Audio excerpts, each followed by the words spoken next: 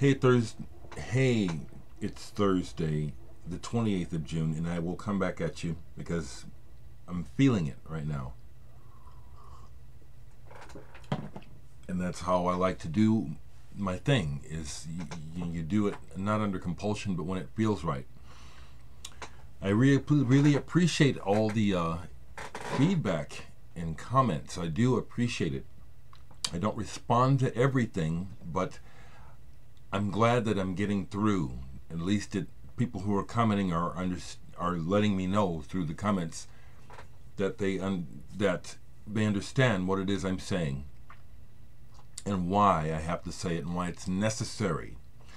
And folks who leave comments like, just ignore the haters, you probably mean well, but that doesn't help anything, okay? What I'm doing is trying to help. Ignoring doesn't help. Like when you have children who behave badly, you're supposed to teach them and correct them. Seems like a whole lot of that has not been happening for generations, so I'll do it when I have to, rather than dealing with a lot of funky behavior. So let's get to talking about music. In the comments, someone mentioned, and I won't remember all the comments, but some of them I like responding to. And I like responding when, people ask me, well, have you heard of? And there's a lot that I haven't heard of, but compared to a lot of people, there is a lot I've heard of. And someone asked me about the band Zyon, Dzyan, Electric Silence. I bought that album when it came out as a young, I was in my 20s. And I wasn't ready for it, even though I was listening to adventurous music. What I'm saying is, I ended up selling it, when I was going through a weird period, needing money and having mental problems regarding religion, which had kept it. Since then, I have found a copy of this. This wasn't cheap, but another one of their albums, Time Machine, Zyon. And this is a German band based around this drummer. It's really very Mahavishnu Orchestra-like. These guys can play. It's not rock and roll. It's more fusion jazz than anything, and just really good. The Electric Silence album is an odd album. It's not so clearly defined as Mahavishnu. It's something kind of new, really. I do have it since I sold it on a CD burn. But yeah, Zyon, I recommend it to anyone that hasn't heard of it. I think it's PJ or P Jr. or somebody that's been commenting a lot. I think you're from New York. Asked me about Pharoah Sanders. And the first thing I want to explain about my jazz collection and my relationship with jazz is my parents were jazz musicians, so I was raised around it. And so I have an appreciation for it. And yet, as a result of that, I, like any child, needed to find my own identity, which has a lot to do with why the Beatles, when they happened, I was on the Ed Sullivan, that cosmic moment when the Beatles hit Ed Sullivan for the first time. It changed the energy in the air. And so that's my ground zero, as opposed to being a jazz bow. But I love jazz, and someone asked me about Pharoah Sanders. I don't have a big Pharoah Sanders collection. This is one of my favorite and most played Pharoah Sanders albums, Themby. In high school when this came out, one of my best friends, 1971, this was released. My friend Everett bought it when it came out. I forget what it is that I bought, but we went buying records together, and this is the one that he bought. And we were transfixed, The way it starts with astral traveling, and then it goes into the wild red, black, and green. We were both hooked. I mean, the thing I'll say about Pharoah Sanders is that I respect the brother deeply. He plays with and played with, and still is alive, played with as much passion, fire, and spirit as John Coltrane and Albert Ayler. And there's records where it's Coltrane and Sanders together, and Sanders is spitting fire on the same level, if not higher, than Coltrane. Some people can hear it. I can. Here's one I have of his, Wisdom Through Music. I also respect Pharoah Sanders because he bit the bullet. He knew that he needed to change with the times to make money and made some dreadful disco-oriented R&B records. But he was trying to stay alive, and thank goodness it worked. You know, he's still, I believe he's still performing. Black unity. You know, as much as we talk about the racism in the world, there is a need for greater black unity. In America, I say there's more unity needed worldwide, but my community has a lot of healing to do. It doesn't help that the community truly is still at a disadvantage to the white mainstream, and that this is not acknowledged by more people, and especially people in positions of power, you know, want to make excuses and blame and stuff, but it's not true. There is a historical disadvantage that entire races of people, not just blacks, but American Indians, Cubans, Mexican, people of color, you know, that we're struggling against, you know. It's just the truth of the matter, you know. I don't care if you don't like it, it's the damn truth. Pharoah Sanders, Live at the East. Haven't played this in a while. But these are some of the ones I have. Here's one I really like by him, Deaf, Dumb, Blind. Pharoah Sanders. Pharoah Sanders.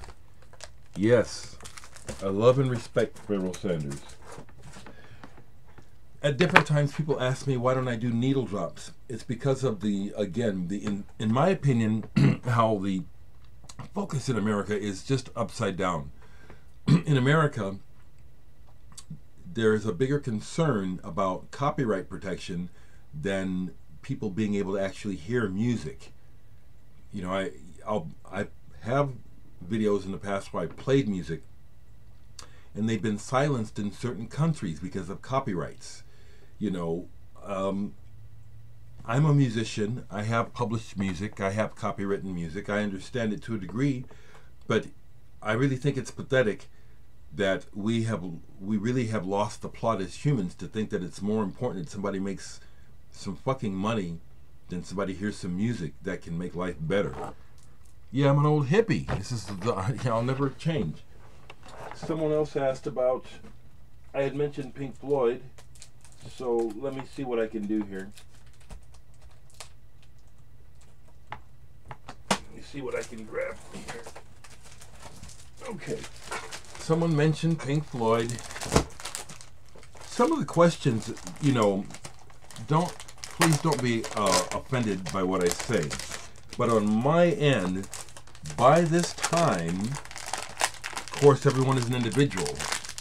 It's all these different people. It's not one person asking me the same, have you heard, have you heard, have you heard? But constantly hearing, have you heard, have you heard, have you heard by this time, after all these thousands of videos I've made and all the music I've talked about, and you still think you have to ask me, have you heard of? Or what do you think about? I mean, I would say that by now it's pretty obvious that I appreciate high quality music. I appreciate a wide variety of music, and I am not concerned about popular opinion on something. I'm concerned about what I think of it. So the first Pink Floyd I ever heard as a kid was this album, Piper at the Gates of Dawn. And I had not done drugs yet. I hadn't got high yet.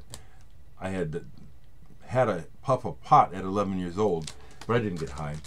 But I related to this music right away. The psychedelic nature of the title track. I heard it on the radio of all places, FM underground radio. It blew my mind. But someone asked me, do I like Piper at the Gates of Dawn? Well, that's really, I don't know, I mean, it kind of seems like it makes sense that of course I do, you know? And here's an early American pressing on Tower. It's at least one of the first 3 pressings. I don't know. And then there was the reissue of the See Emily Play single, so I've got that big oversized sleeve here because it doesn't fit in my 45 boxes. But I respect Pink Floyd, and they're one of those bands that here in the Midwest, because of Clear Channel making the radio a ghetto, you can only hear certain bands, and you only hear certain things by certain bands over and over again. And Pink Floyd and Eagles are one of those bands. So you always hear The Wall and parts of Dark Side of the Moon over and over again. And it really takes the fun out of playing this band. But I have Pink Floyd, and I love them and have seen them live, yes. Here's some of my Pink Floyd. No, I don't have the rare one with Gigi. No, I don't. Relics. I really like this one, Obscured by Clouds. Sure do. This was the first album by Pink Floyd I bought, and I bought it as a teen when it came out. I was real disappointed when I bought this and got it at home. The Adam Hart Mother Suite was not what I was looking for. Side 2 was a little bit better. As time went on, I learned how to appreciate it. I was pissed as a mother when I bought this album. I was pissed. I said, this shit sucks. And it took me a while to catch on to it, but still, it's like, in the larger picture of things at the time when they put this out, it was like, I didn't understand what was going on. I really didn't. So when this came out, it was like, okay, now we're back on track. Echoes. Or rather, Metal with Echoes, the sidelong track. And then One of These Days. Fabulous album. I've had several copies of this. Bought it when it came out. Don't have the poster and stickers anymore. Well, no, I have the poster. Don't have the stickers anymore. A lot of people like this album by the Pink Floyd. Animals, I do not like this album. Animals, I do not like this album. I don't like it. I think it's